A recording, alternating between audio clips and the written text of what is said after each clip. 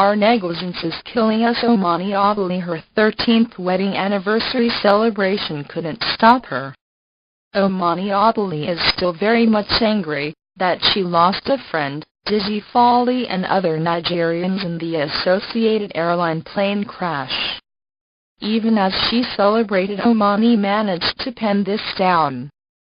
She thinks Nigeria should have moved beyond plane crashes due to human errors, and if we come together as a nation and move against people who consistently display incompetence in their jobs, Nigeria will be a better place. I'm Omoni Oboli, and I represent Naija. I haven't been this sad for a long time, owing to the passing away of a friend, Dizzy Folly. I can't imagine that we still lose people in that manner. We have passed through this road of plane crashes and I thought it was a thing of the past, but here we are again. What's wrong with us? Where did we begin to operate in the spirit of hatred for our own such that we end up killing ourselves? Our negligence is not just an irresponsible act that we need to change, but something that could cause the death of another human being. I'm just so saddened by this incident, because it could have happened to anyone. No one in his right mind would get on a plane if there was the least shadow of doubt to its airworthiness. That is why the passengers got on board. There's a process that an airplane must go through before it is cleared for takeoff. Various experts, who have been paid to carry out several checks on the plane, put their expertise to work to ascertain the flight worthiness of the aircraft before it is given the all-clear to fly.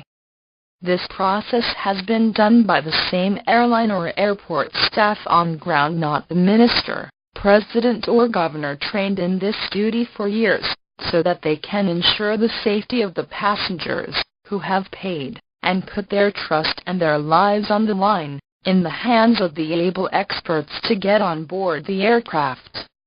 The unsuspecting passengers get on board without the slightest idea that some personal issues, incompetence or any other depraved excuses by the workers in charge, that they may be able to concoct under the sun, have made the aircraft their final coffin. I'm trying to paint a graphic picture of the senselessness, insensitivity to the conscience and wickedness of many people, who find time to blame the government, anyone or anything else for their irresponsible acts, that have caused the death of the very people their competence was supposed to protect.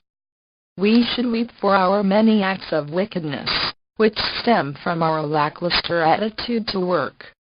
The most appalling thing of all is that they also have the audacity to blame God for all their actions, calling it an act of God. Why would anyone call it that, when there was nothing that even remotely suggests that the plane crashed due to errors beyond human control? True to our Adamic nature, we blame God and every other thing but ourselves. If we all spoke with one voice against our neighbors who consistently displayed incompetence in their duties at work, knowing that the blind eye we turn today could lay the foundation for an unforeseen disaster tomorrow, we would begin to see the fruits of that attitude in our nation. This culture of manage has caused many of us to settle for the mediocre instead of demanding the excellence we deserve. A workman delivers a job that is distasteful to the eye, and less functional for the purpose the job was made to achieve, and asks you, the one who pays with his hard-earned money, to manage it, because he doesn't want to be made to pay for his mistakes with his own money.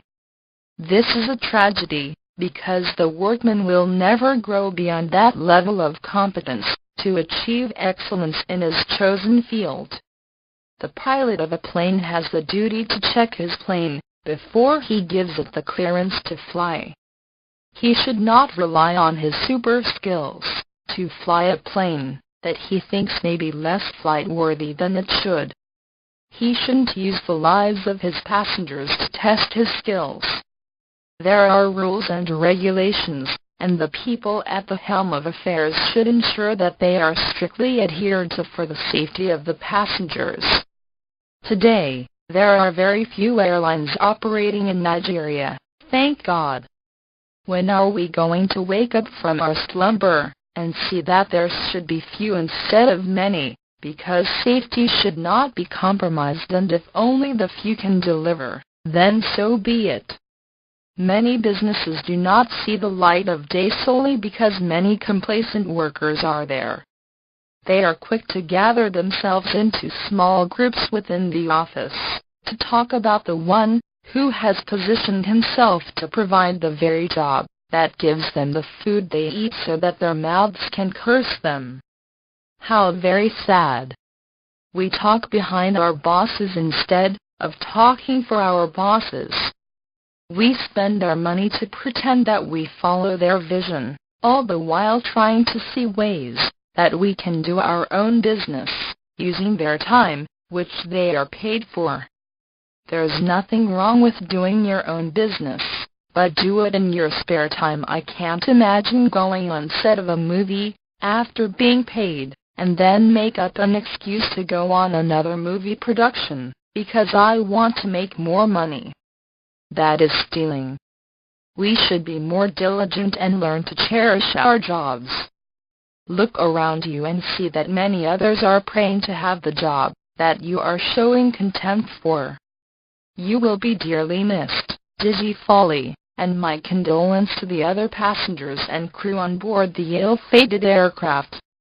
May this serve as a wake-up call for Nigerians to begin the change towards a better future.